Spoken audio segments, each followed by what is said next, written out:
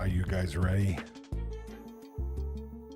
Chat, are you ready? Are the RMP faithful ready for the dudes?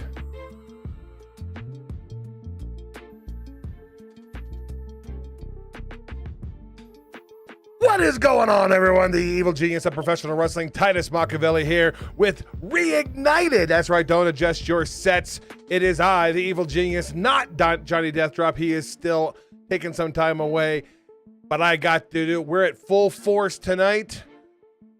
We've got ourselves back.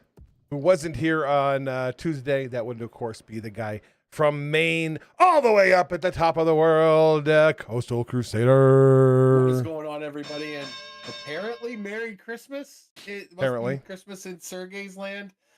Very happy to be here again. And what a fire show we saw. This JK Pop singles thing, I like it. I gotta say, I like it. And of course, our other partner in this three-man tag team, the referee himself, the masshole, Marky Pins. What is good, everybody? We heard it at the end. Sergey wished us all a happy Christmas, and tonight RMP gave us all an amazing Christmas present. JK Pop in singles action. What a tag team match in the end. And Damon Ace, I'm telling you, coming up, something's different about the guy. We're going to get into this later, but the landscape in RMP, we've been saying it for a week, totally different, and it continues to change week in and week out. Yes, it does. Yeah, we have 8 great matches, so let's quit wasting time. Yammering, no dudes and cooks, no dudes and foods, no dudes and, enter your favorite adjective. Let's just get straight into the action.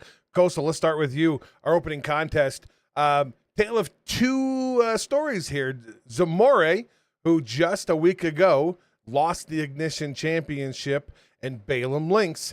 He and Echo won against JK Pop. That's our opening contest, Coastal. Tell the folks about it. Yeah, this was a kind of a tale of how things, as we say, how things change so much in a short period of time. Let's look at Zamore. 10 days ago, he had a title. He was doing great. He was champion. We all said, who's going to beat Zamore? Who's going to stop him? Now he has -1 points, no title, and a loss tonight to Balaam Lynx, who looked incredible. And this isn't to take anything away from Zamore. He still looked big, powerful, strong. Does he have that chip on his shoulder? No, because that 8 to 10 pounds is off his shoulder. That's a big thing to carry around. It gives you a big boost of energy.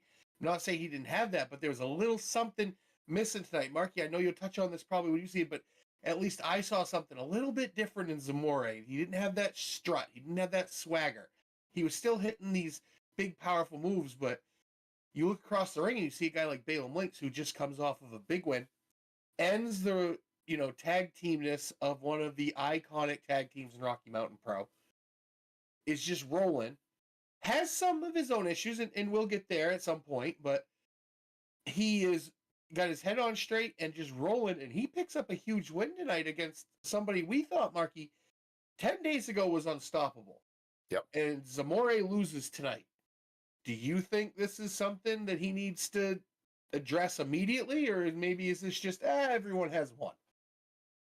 This might be that letdown after the fall. You know what I mean? Like, you're trying to bring yourself back, and you see that you have Balaam Lynx. That is an absolutely no joke match. We've seen these guys go toe to toe many, many times in many situations, and it's ended 50-50 pretty much almost every single time. Zamore looking furious out there this evening, being able to outmatch Lynx's quickness with his power and grounded him. But once Balaam Lynx got going, it was just impossible for Zamore to keep up with it. And I don't think it had anything to do with, a cardio thing or the letdown of the match. I just think that right after losing the match against Sergey, losing the title, you come up against a guy like a Balaam Lynx who's on a hot streak, won at NRW, won on Charge the other night against Smoke and Mirrors with Echo and La Isla. The guy's just on a roll. La Isla is just on that roll. We've seen momentum transfer from person to person all the time. I think Zamore's momentum kind of wore off and he lost that belt. He's going to have to go back to the drawing board. But Balaam Lynx still riding that wave right into the future, man, continuing to kick ass and take names. I was going to say the Big Mo. Momentum plays a big part in pro wrestling. When you have it, all things are great. When you don't have it, all things are terrible. And I think tonight the story is continuing from NRW and the weeks leading up to, guys. It is momentum. Yes. Most of our winners from NRW, they look pretty good tonight as well. So momentum definitely is a big thing. And right now, momentum is shifting at Rocky Mountain Pro, apparently. And drastically. We did forget to mention something at the top of the hour. We had a segment that we hadn't seen in a while. Marky, we had the law office open our show up. And, JK Pop a little upset with their lawyer, Preston O. Skidmore, as we all know, is at POS. They didn't look happy, Marky. No, they did not look happy. And I think poor things. Yeah. I feel so bad. It's a terrible thing. Coastal Crusader playing the smallest fiddle that absolutely exists in the world. And I really don't bore strumming the smallest guitar ever. This is karma coming back at them. And you can look at this two ways. One, they are the longest reigning and greatest tag team, some would argue, in RMP history. There are lots of greats on the top of that list, but JK Pop holding the titles for the longest ever really cements them at the top of that list. And now to watch this downfall, have them deal with it, sounded to me, and we all know that I am not the biggest JK Pop fan. I show respect to Caden Koyama and even lately sometimes to Casanova, but not a fan of either, to be completely honest with you. This is a little bit of the universe getting some back, and they decide to take a lot of that out on Preston. To me, it seemed like it was a lot of excuse finding Coastal, but in the end, they are paying POS. Let's face facts here. They are paying POS 10% to look out for their best interest. POS was nowhere to be found at NRW out there. No orange jacket, no road cones. Thank God, no dog. Hopefully that dog found a new home. Oh, God, I hope. But did anybody else see when they started talking about the contract, when they did finally get in POS's ear? Because POS admits that he was guilty. Preston admits that he screwed up. His attention has been in many, many other places. But did you guys see the gleam in his eye when they mentioned the word contract? Yeah. Coastal, tell me about what it looked like to you and what he promised for next week. This is what I get here. I really feel like Preston is trying to teach trying to treat JK Pop like mushrooms. He's trying to feed him crap and keep him in the dark because he has no idea what he is going to do here. He is just trying to hold on as long as he can to keep getting his money. and then he hears the word contract. I think he lights up because he's like, oh, this is what I'm good at. I have no idea what else to do. I can't do anything physically. I can't really, intimidate anybody, but you want to get caught up in, legalities and wording and semantics. That POS is your guy when it comes to that. So I think he's succeeded so many other times. Exactly. Every time he's tried to do it, he's succeeded. I think this is a light for him. This might be my one last shot. And if it works out the way I want it to, maybe I can get a pay raise. Right now he's grasping at straws, looking for any light, any shining light in the sea of darkness that is the X tag team that JK Pop used to be. Mm-hmm. Well, one thing about contracts from a lawyer standpoint is he's got JK Pop under contract, and I don't think there's a concern there as long as the contract is within its time frame. I mean, they're locked in. But to your point, I think that a lot of finger pointing, and it's easy to go, hey, where were you when I got the feeling that he was sort of sent to the back. But, like I said, poor babies, too bad. Sorry that JK Pop had to break up. Not. Let's talk about our second matchup, guys. It's so sad. Oh, it's so terrible. So bad. I still have neck issues from the Shocktober just a few years ago. Thanks to those two. That. Let's talk about our second matchup. A bit of a contrast of styles here as the Dominican movie star himself, Panthro, graces our presence, but he takes on the NRW champion, Damon Ace. Coastal, looks like Damon is just keeps on keeping on. It does. It really does. This is a different Damon, as we see. He comes out tonight and he gets jumped right off the bat. This is a little bit of, we've seen him do this so many times to people. We see Panthro taking it right to him. And it looked like in the early part of this, Panthro was going to have it.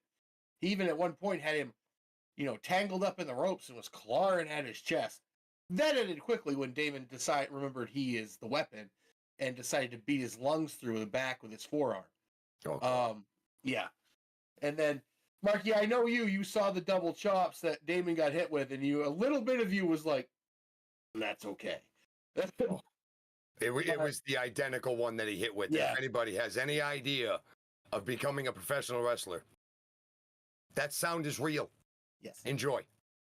But again, I thought for a little bit here, Panther was going to weasel his way, or I don't know, cat slink his way into a victory. But Damon remembers who he is, and I'm pretty sure that somebody needs to wake Panther up and let him know that he lost and that his next movie is going to be straight to the Walmart $5 bin. Fair. Damon Ace picks up, a good win here, and at the end of it, we see him. He is this, and what I mean by a different Damon is he's kind of embracing being the champion.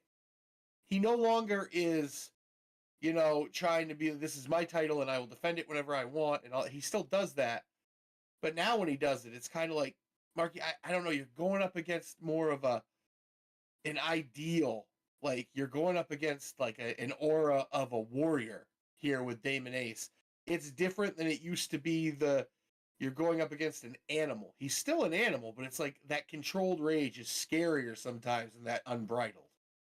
Especially if you add a certain element of respect and appreciation. Now that your rivalry, your personal blood feud rivalry is over with Mercury Yaden, it is over, it is done. I think you're exactly right, Coastal. You hit the nail on the head. I think he's just embracing being the champion now, knowing that he climbed that ladder, knowing that he's there, he beat the best. Now he can call himself the best, and he can walk around with this chip on his shoulder, but not necessarily. It was a different chip. It's very difficult to put into words, but it's almost like he's found this new confidence, this new way about him, that being the champion and winning like this is better, it's more fulfilling, and he's doing the right thing. Feels like everything was great. He actually earned it, beating the man that has NRW on his body. I think that finally clicked. I think that clicked in the head, that he didn't have to go to so many of these dark places to get these wins in order to get the job done. I think he's figured something out. He's a different Damon Ace. Still violent, still ruthless, still violently intelligent. Everything that we've said about the man. But something was very, very different tonight in Coastal. I think you were right when he's embracing being that champion. What do you think, Titus? Well, first What off, do you think? I think that every movie pan through makes the $5 bin at Walmart. Or even better yet, maybe it's Big Lots as opposed to Walmart. There's a point, as someone who has managed many champions in my managerial career, there is a point where somebody, unless the word isn't realize, it becomes part of, wait a minute, I'm the champ. And this is Damon's second championship. Obviously, he's a former, not obviously, but he is a former charged champion and a good charged champion. But there is that moment, guys, where you kind of go, I am the man. I'm the champ. I'm the guy who holds this belt. And now you start to believe that you're the champ and start to feel and act like a champion. And I think that's what we're seeing from Damon, is he's gotten through all of the personal side of things. He's gotten through all the war. And I think that's a key word that we'll talk about. Well, we didn't talk about it much with Balaam, but we will talk, we'll pick it back up with Echo. When you're in a war, sometimes that is all you see is the war, the fight, the battles ahead.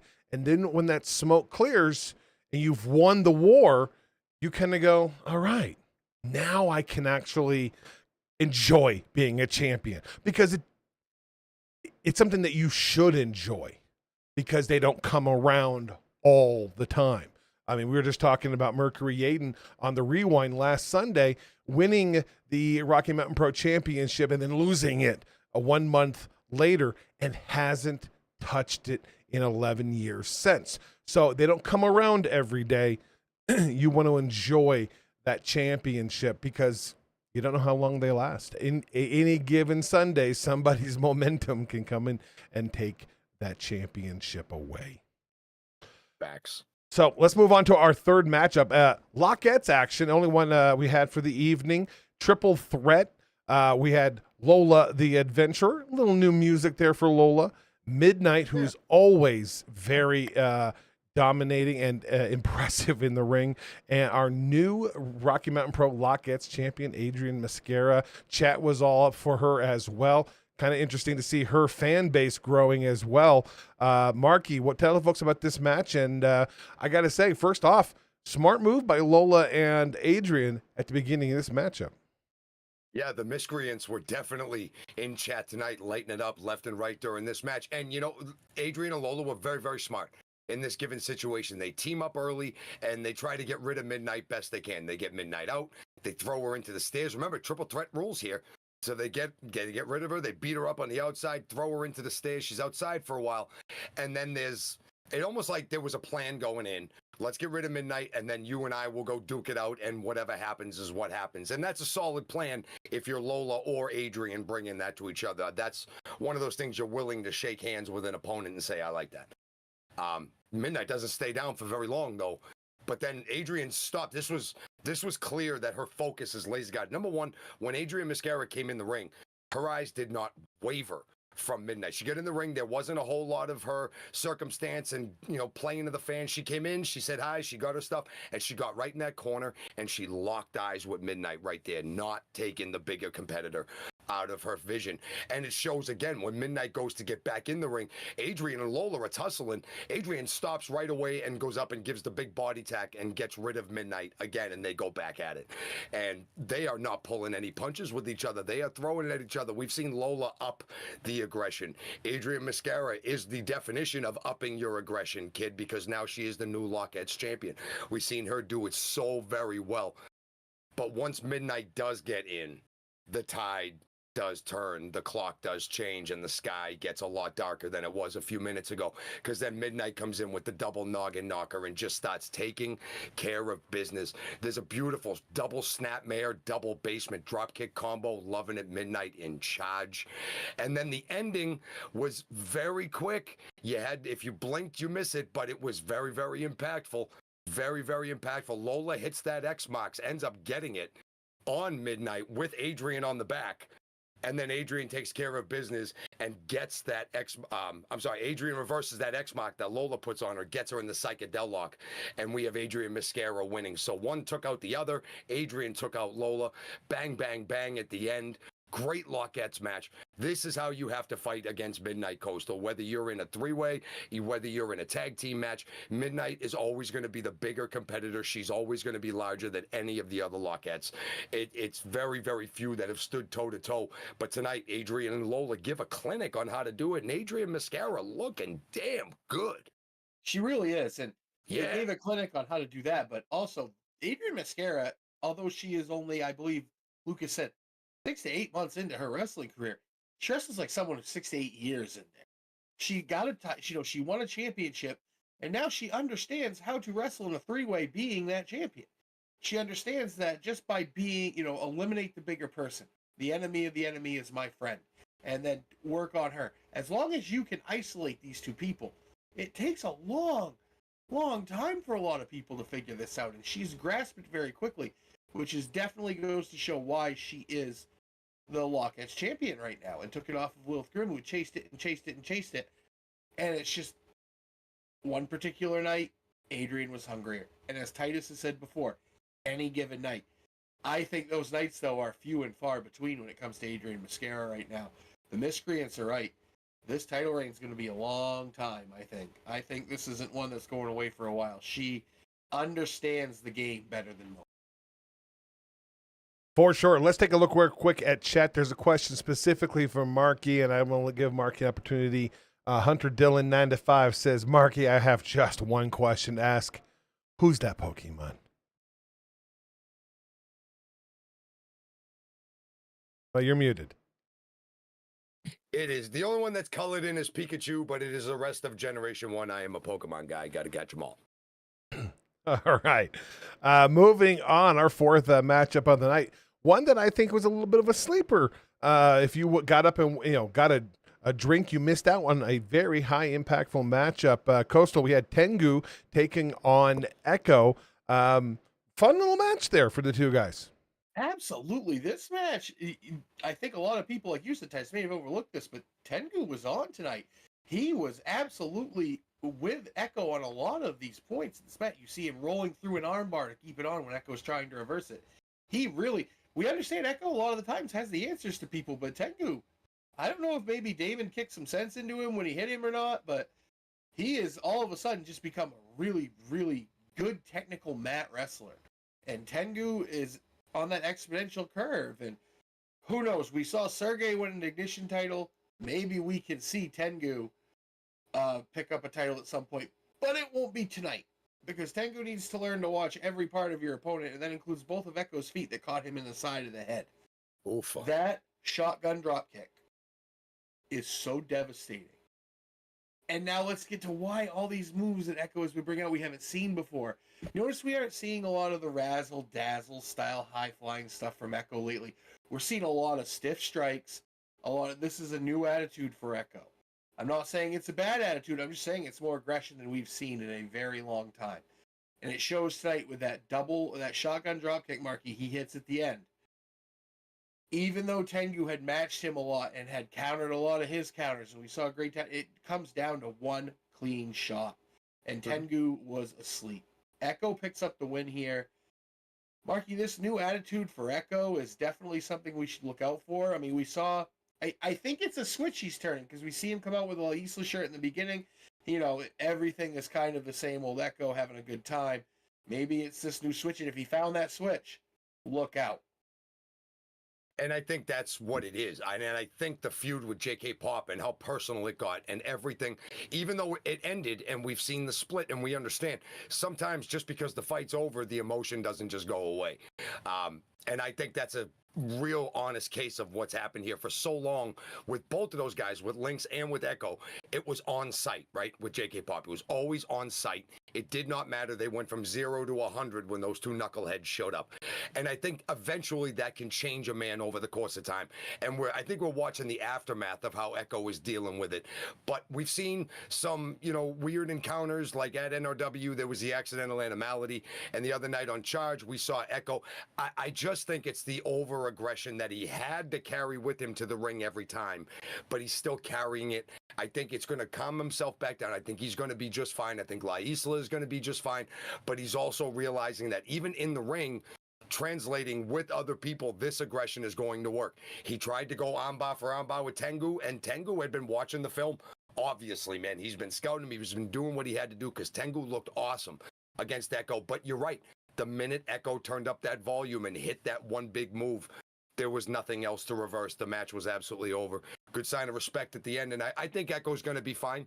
I think La Isla is going to be completely fine. We saw him come out with the T-shirt, like I said. So it might just be a little bit of residual pressure still in the head from all the junk that they've recently been through. He'll be fine. Yeah, he came back from war, and he's not quite gotten back to being civilized. Something I want to bring up, I didn't bring this up with Adrian, but I'll bring it up with, Tengu.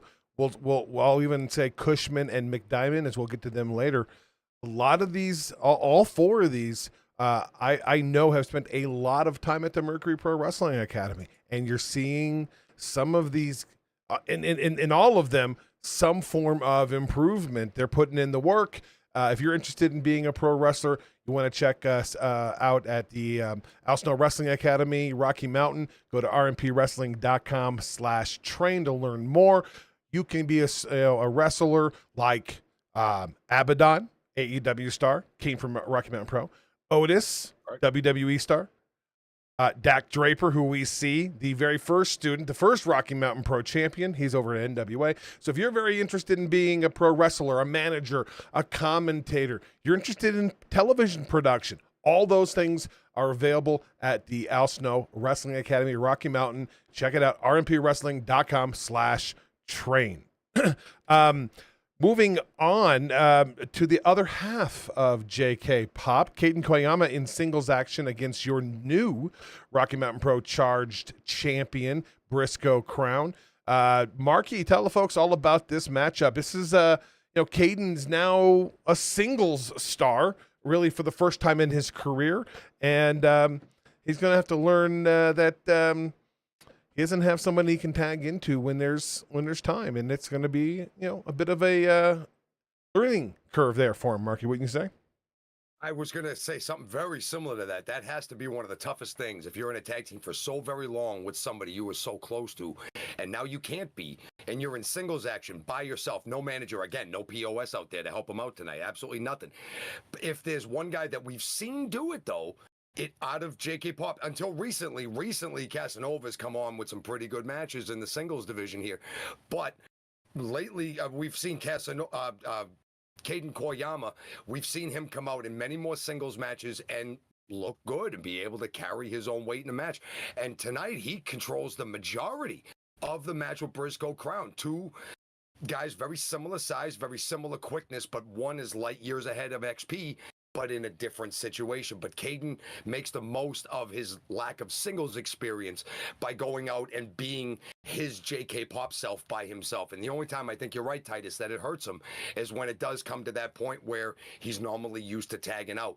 But he does really well against Briscoe Crown tonight, controlling much of the action with a lot of his patented moves. His leg drop is beautiful. That chin lock that he comes from the back with the knee in the back. Koyama controls a lot of the action, keeping Briscoe Crown down. Pulling the hair a few times, being a knucklehead. You expect that out of Koyama. But all in all, he's wrestling a very good match against the guy who, the word of the evening so far has been momentum. Briscoe is carrying that momentum like a roller coaster coming down the hill, baby. So this is really, really big. And he ends up channeling it at the end when Koyama's thinking he's ending it with a power slam. We see Briscoe wiggle out of it with that beautiful snap DDT, that reverse DDT. And Koyama's stuck looking up at the lights for the 1, 2, 3. And Briscoe Crown looking really, really good, finding ways to get out of jams. Did take a lot of punishment in this match, Coastal. He took a lot of punishment from Caden Koyama, but still resilient. It's another word that we use to describe Briscoe all the time. looking really, really good as a charged champion. Yeah, I think tonight and this is going to sound weird, so bear with me. Briscoe's a lot like a pallet jack right now. He can lift incredible amounts of weight. Then there's always that one zip tie that it can't go over. And tonight was almost that zip tie. Caden Koyama is a veteran and can absolutely wrestle. And a whole bunch of tonight was Briscoe going, wow, being a champion, this is what it takes. It takes overcoming stuff like this. It's great that Briscoe did this tonight. It shows, and it's got to give him a lot of confidence moving forward that he is the charged champion. He deserves that charged champion. And this win means a lot more than people think of just a random singles match on Ignition. I think you are absolutely right on that regard. This is a lot of credit match. This is one of those you get to the back and a lot of different people shake your hand after a match like this. A big statement from Briscoe Crown. There's a difference, guys, between being a contender and being a champion. The pressures, the expectations, the match quality, the heightened sense of match, it all changes when you put that belt, whatever that belt is, around your waist. It becomes, it's go time. There's now everything is under that microscope. Wouldn't you say? You get everyone's best shot when you're the champion. Legit. You're right. It's not just a match where we're going to go feel each other out for a while. No. Everybody comes out at 110% because they know if they get a dub, they either win that now or they put themselves in the conversation of the people who make the decisions to have a shot at it later. And what an opportunity if Caden were to get that victory tonight. He could have a argument at that Charge Championship. And we do know that his former tag team partner, Johnny Casanova, has already cashed that opportunity in the future. He's got that title shot against Briscoe Crown based upon Supercharge's victory in that tournament. So kind of surprised that maybe Caden didn't maybe want to wear Briscoe down a little extra, knowing that Johnny could, get that contract in, next week if he wants to. Titus, that's an interesting point you bring up. And I have noticed, and I mean, you guys can weigh in on this, but my own personal opinion is ever since Milestone and before Milestone for a little bit, Johnny has always seemed like the one that was more invested in JK Pop. For about 5 months now, and before they broke, Caden just seemed like, okay, yeah, we're a tag team, but he didn't really help Brother in matches. Brother helped him a lot. Yeah, sometimes he came out with Brother, sometimes he didn't. Johnny was always there with him every match. I really think, Titus, that maybe this is a thing of Caden just doesn't care anymore. He might have moved past this. Well, it's the finality of it. There is no, there is no tomorrow. It isn't a separation. It isn't a breakup, and they can fix things. They are contractually not allowed to be tag team. And we saw it, we'll talk about Johnny's match in a little bit, but Johnny didn't come out with Caden. Not allowed to anymore. I mean, there's that unwritten sort of rule that tag team partners can be out there with other tag team partners, obviously managers, valets, whatnot. But now there's no contractual stipulation that would allow either of them to be at ringside with one another. And I wonder if that affected Caden, knowing that, he doesn't have his longtime friend there, his brother of all aspects to be in that corner. And, maybe he got a little winded as well. Marky, you've worked tag team matches as a referee. You've worked singles matches. You talk to different wrestlers there on the East Coast. When you're out here, there's that conditioning thing. And I wonder how much of that is going to, how much time is going to take for Caden to maybe get that singles stamina before he starts to actually maybe even, start picking up some real wins. I think that's a very real element and worth talking about because like I was saying before, and we've kind of touched on each one of us here, when you have that tag team partner, especially somebody as close as Casanova was. I mean, I've been out there, I've refereed JK Pop matches. I refereed the match at Milestone against the two of them when they fought each other. Yeah. But you could tell there's a difference when they're a team together. They just know when the move is that they're going to tag out. And you're used to it. You fall into that element. We've watched them follow their own patterns, match in and match out. Now, neither one of them have that. I've always felt as though if they ever did break up, the one that would have the most success would be Koyama. To be completely honest, I felt like he was more the centerer, Right. like the grounder of the tag team, and Casanova was more the emotional one that was kind of unstable, that like Koyama would have to ground every once in a while. Not like a dad ground his kid, but you know what I mean? Like kind of bring him back down and level it off so they can have the match. Well, that's going to be Johnny's detriment. I think Caden's detriment is, you're right, not going to have the other guy there to work with or to give him that break. It's going to take a while to develop that for Caden. Moving on, like to skip this part, but Cushman is in action. We all love Cushman, especially here in Colorado, because it's always time for Cushman. But of course, he's going to be taking on our new Rocky Mountain Pro champion, Killer Curtis Cole.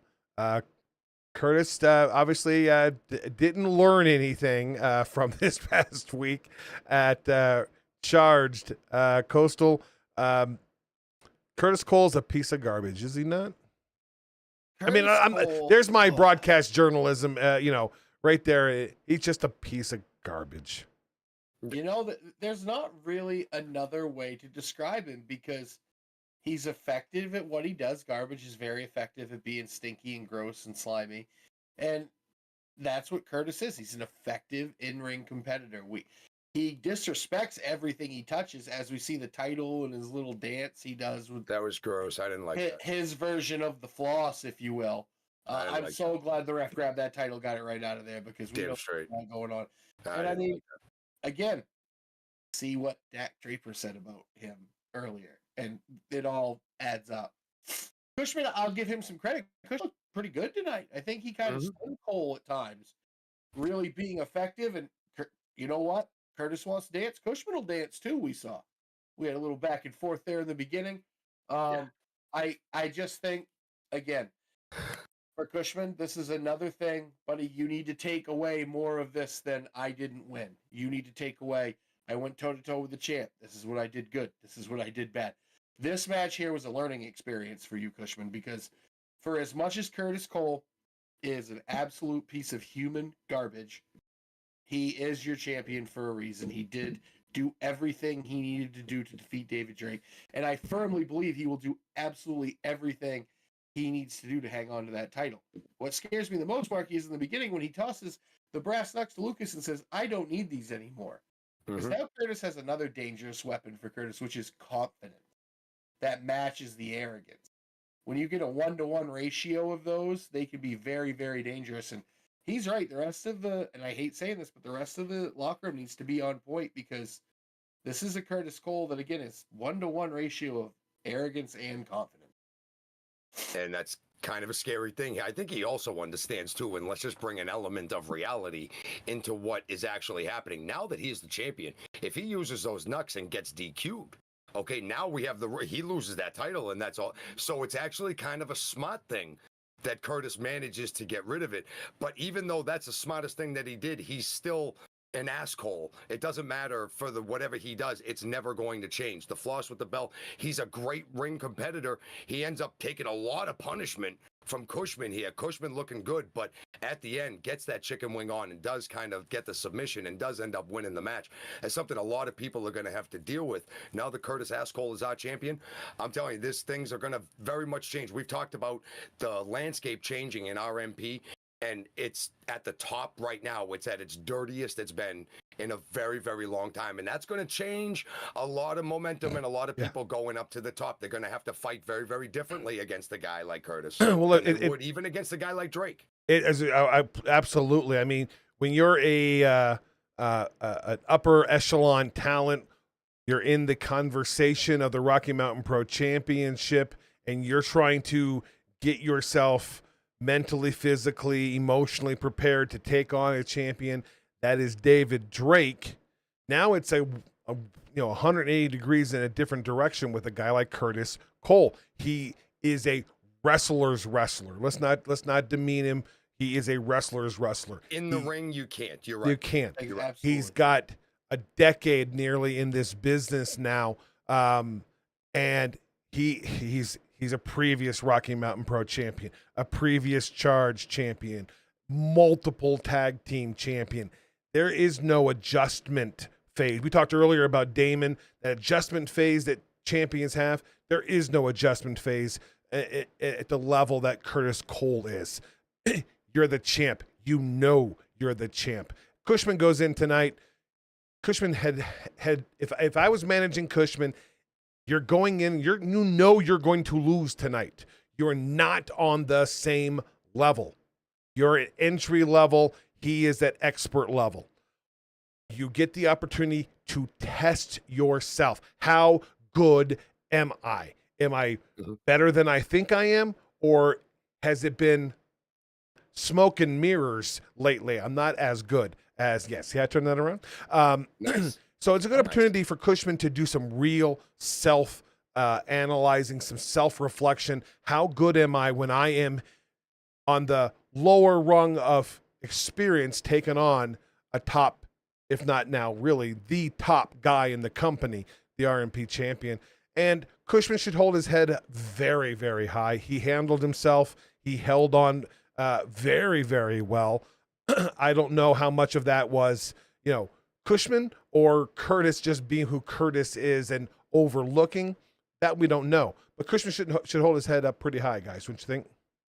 Absolutely. And like you were saying, Cushman here has a lot he can do. He was not going to win this match. We all know that. I mean, somebody in Florida won $1 billion, and that wasn't Cushman. So the luck wasn't with him then. It wasn't with him tonight.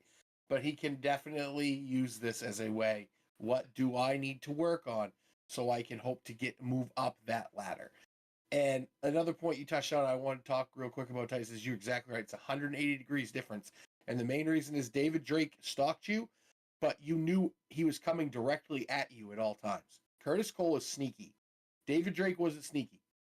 Yeah, he didn't really hide. He just kind of followed you around. You knew he was there. He wasn't hiding anything. But Curtis Cole... When it was time to fight, he was right in your face. Yeah, Curtis Cole is sneaky and will attack you from behind and will do everything he can to annoy you to the point where you lose. Well, it's really funny you mentioned the guy in Florida. When I think that's a great analogy, because that guy won $1.51 billion. Federal government took $1.2 billion in taxes. Cushman, he won the big one. He won $1.5 billion to go against the champion. Champion took 2/3 of that and beat him tonight. Yeah. Federal government in your pocket. pocket. The kid's still looking good. Match Yes. in and match out, still looking good. Cushman still got more out of that lottery than I did. All I lose was about $100 in tickets. I broke even because I didn't spend anything, nor did I win anything. Let's move on. 2 matches left for this evening. Johnny Casanova, who we were talking about a little bit earlier, formerly of JK Pop. Let me say that again. Formerly of JK Pop, taking on one half of Smoke and Mirrors, Mick Diamond. Marky. Yes, sir. Mick looked good tonight, although I think that Casanova had more to prove and did a very good job of proving that tonight. I think Mick took Johnny Casanova by surprise here. I think he really came out. Mick's another one that we've seen. Mick Diamond, along with Cushman, and some of these other young ones have come up and in the last 6 months made a lot of noise, gotten considerably better. And I think Johnny looked at this very similarly, like how he would look at, maybe a training session at somewhere. But Mick came out as a house of fire, not a house of cards, because that falls down quickly. Mick Diamond was a house of fire for almost the first half of the match, keeping Johnny off balance, keeping him down, getting himself out of these holds. But then Johnny does a good job at starting to work on that knee. You see a leg lace. We see a whole bunch of boots to the knee, really trying to keep him down, because Mick, not necessarily faster. Both of these guys very probably similar to that aspect. I think it was more just a lesson, like, kid, I can keep you down anytime I want to. And here it comes. Ready? A couple boots to the knee, and then I'm going to hold your leg down. There's nothing you can do. But then Mick does come back, has his moments. Casanova towards the end, you could see the beginning of this match kind of ticked him off a little bit. There was a clean break. And then when Mick went in for the clean break, Mick kind of gave him a little face wash. I don't know if anybody's seen that, if anybody caught that. Yeah. And I think that kind of maybe turned up the adrenaline, made Casanova make a few mistakes early, and Mick capitalized on that. Maybe that's the kids showing some game plan. Either way, we're watching him evolve week in and week out. We're watching him getting a whole lot better. But then Casanova just kind of rears his head and says, no more of this. And in a very dramatic way, blocks a sling blade with a side slam, which was very unique. It looked interesting. Put him down, and then a big brain buster at the end.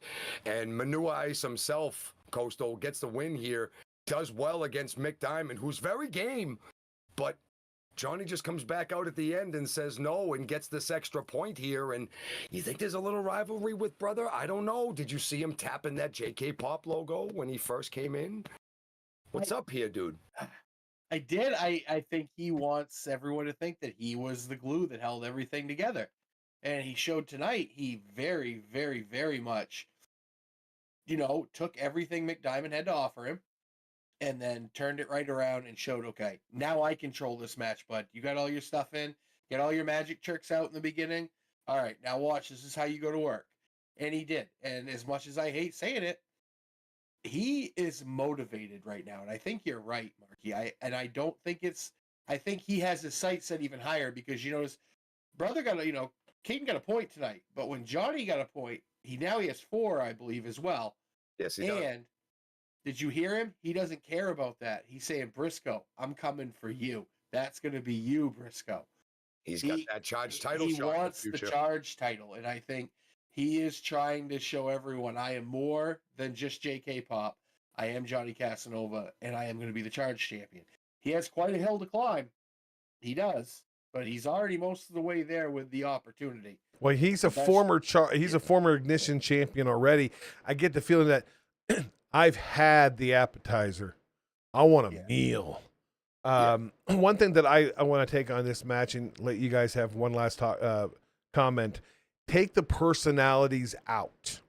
Instead of Casanova and Mick Diamond, it's experienced wrestler A versus newcomer B. Man, if you just take the look at the match from that standpoint, really see what that experience. Rocky, you talk about the XP level all the time.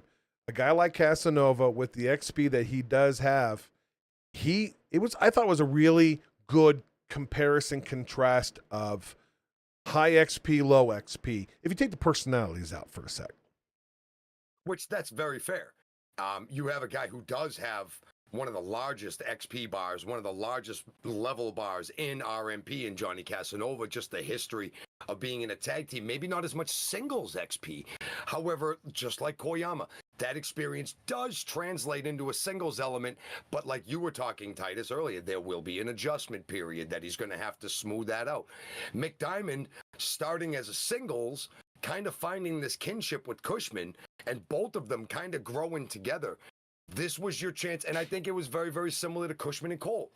Mick's probably not winning this match. 98% of the time. They wrestle this match 100 times. Mick might win twice. Might win twice because the ceiling falls and somebody gets disqualified or something. Like, that might be why.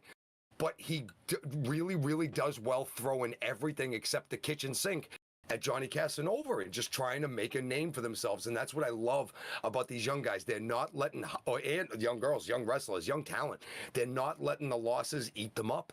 They're coming back fiery, hungry, learning, and better next time. That's why RMP is better week in and week out. That's why the landscape changes week in and week out, because the people and the attitudes and the talent change week in and week out, and it's great to watch. And those young talents have nothing to lose. We were talking just here.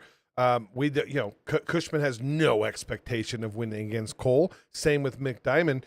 Got nothing to lose, everything to win in that situation. Do you not? Exactly. You literally what if you lose? Oh, well, I lose a point. That's the only thing you have to lose on Ignition is a point. But what you could gain, the rewards definitely outweigh the very little risk there is in this. Cushman and Mick Diamond have a chance here to watch these matches back over again and say, hey, what more can I do?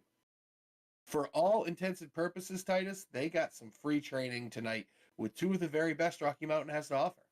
I agree fully. And that's if I was managing them, that's exactly what I would say. Tonight, just pick up some XP, as my good friend Marky would say. And I think they did. I think they both did.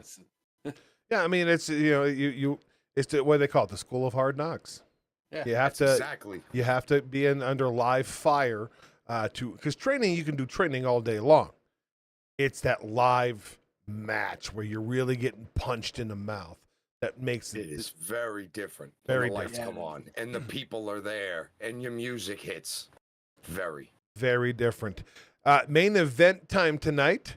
Our new tag team champions, Chopper City, the final boss, Bruce Waynes, as you can see behind Marky's left shoulder, and his partner, the only other two-time Rocky Mountain Pro champion, the youngest champion of all time. That would be Atiba. Chopper City taking on the unusual tag team of Brew and your new Ignition. I can't even say it. I believe that's.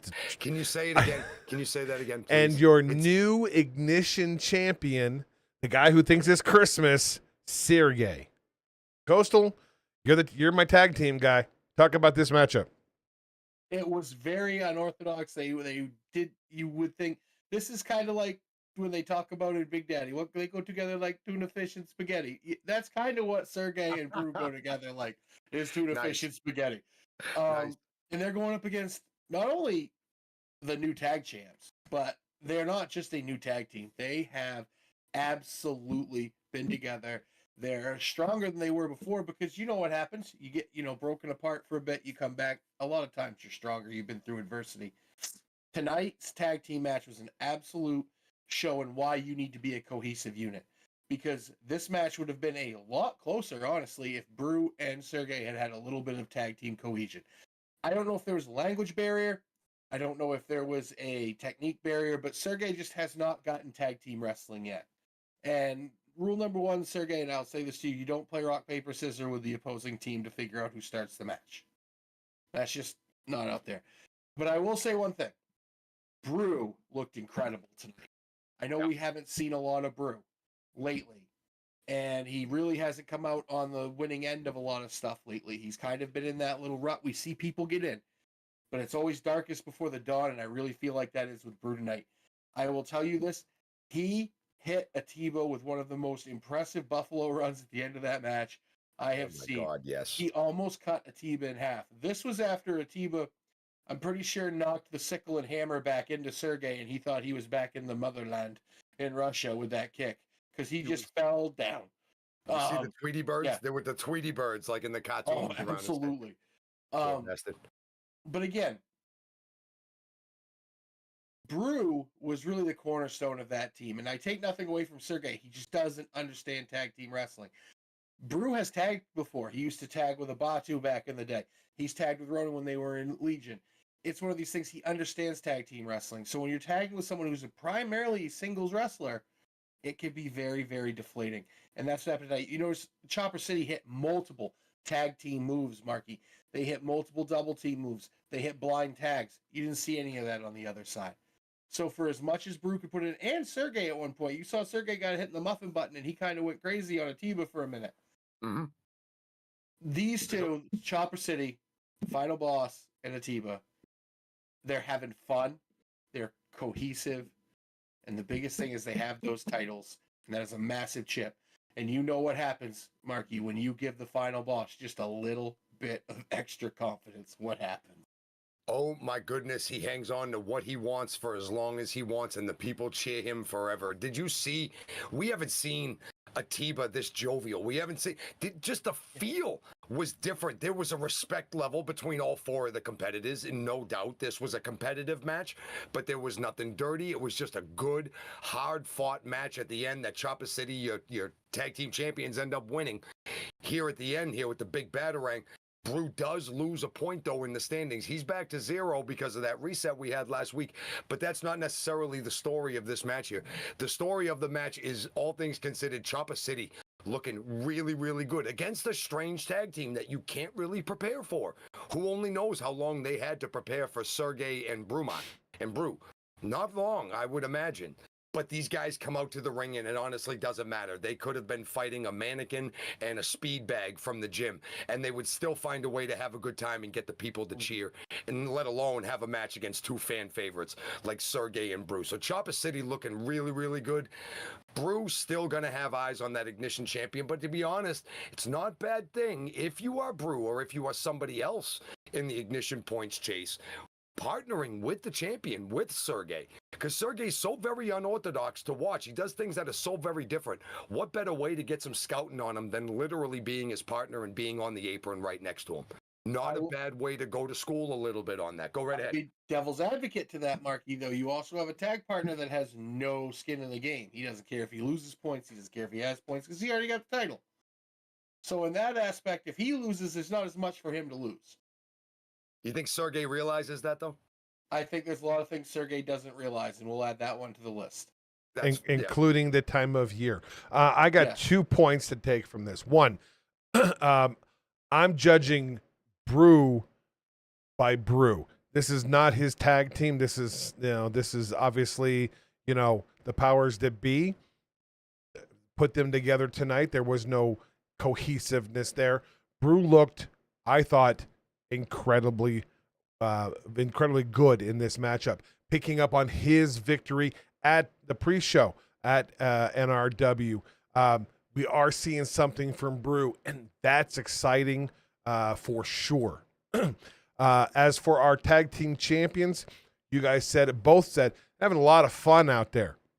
Yeah. It's easy to have fun when you're not taking on a quality tag team.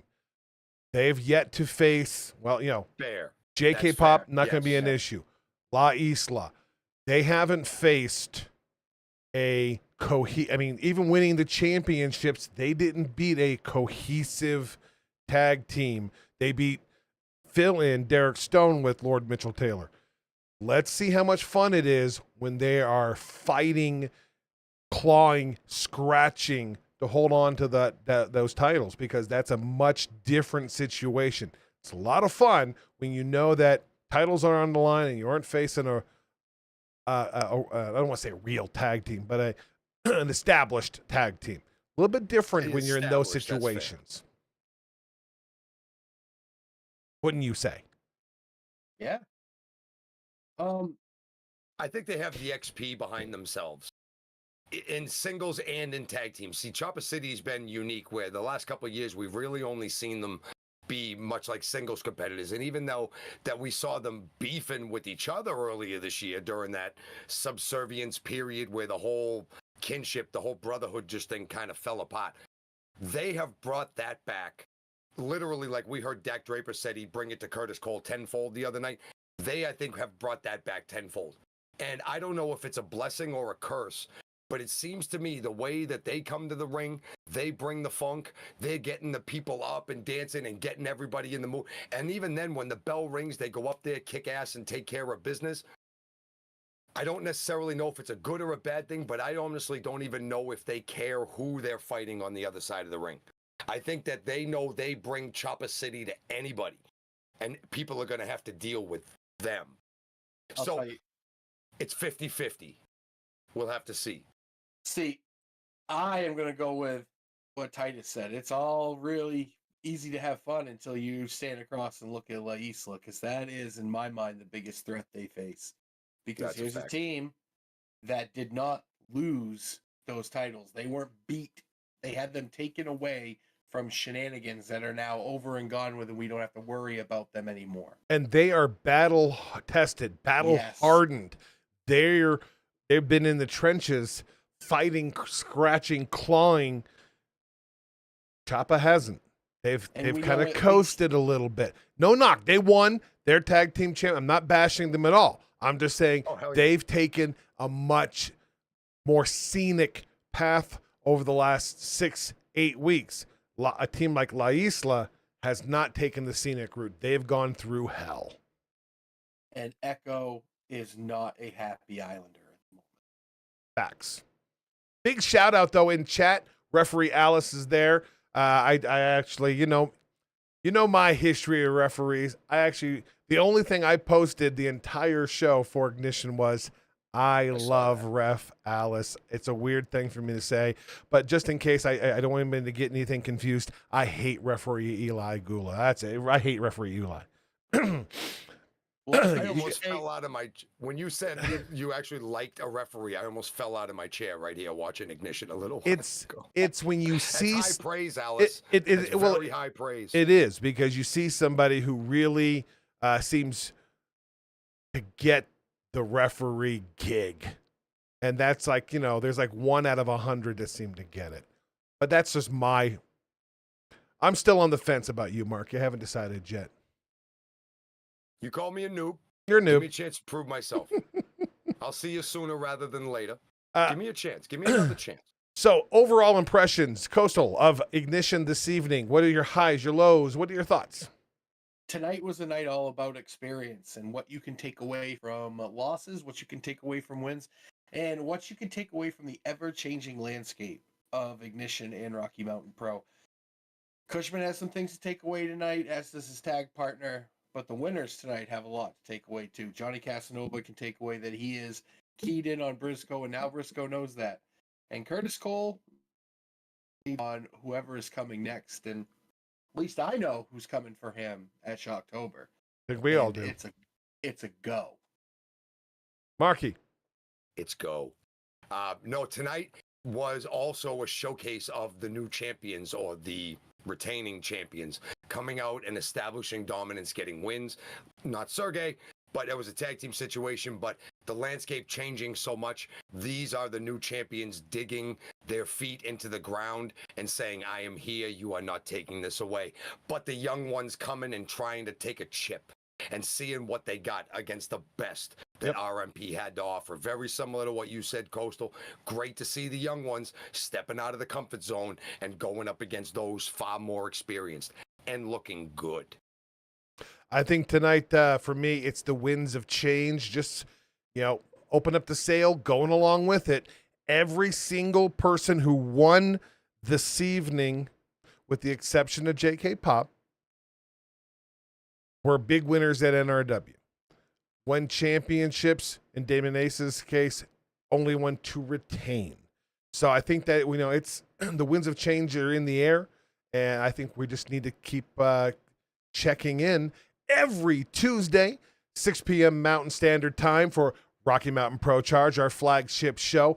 6:15, the pre-show for Ignition every Thursday. And, of course, the Rocky Mountain Rewind every Sunday night, 7 p.m., to see the history of this company.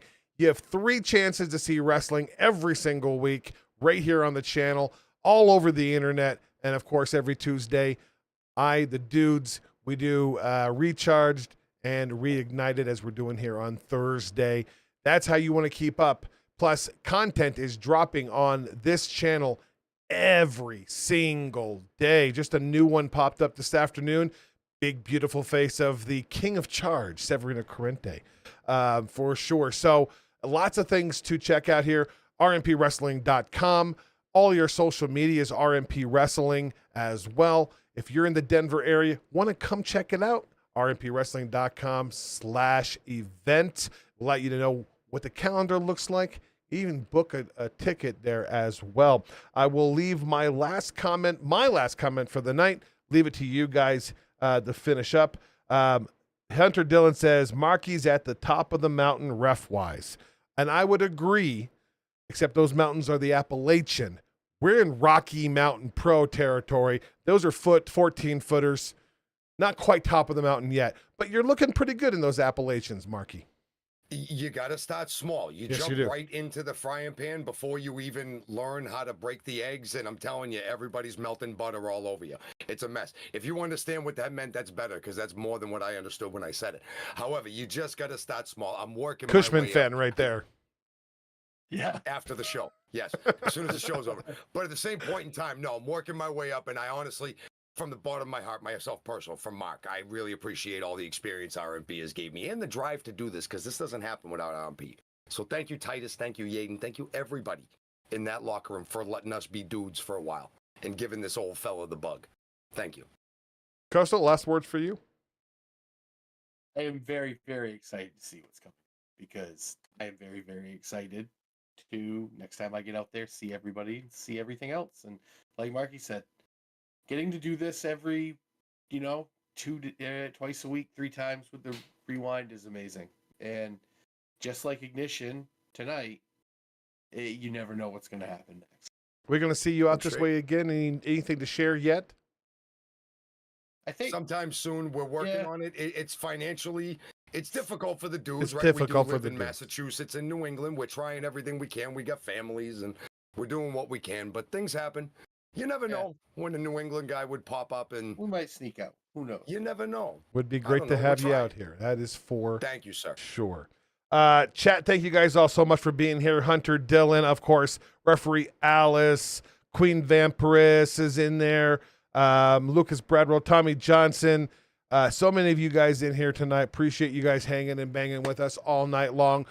I'll be back this Sunday, again, filling in for Johnny Deathdrop for the Rocky Mountain Rewind, joined by both the Mass Hole himself and the Coastal himself.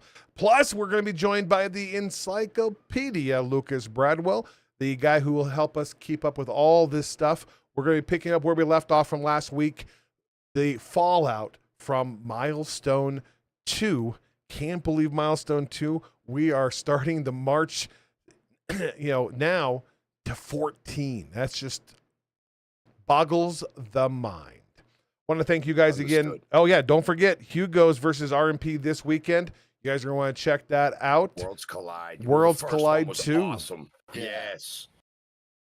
Want to thank you guys all for being here. We will see you on Sunday, 7 p.m. Mountain Standard, 9 on the East. Be there. How are you going to be there, guys? One-time free pass. By any means necessary. See you guys then. Take care.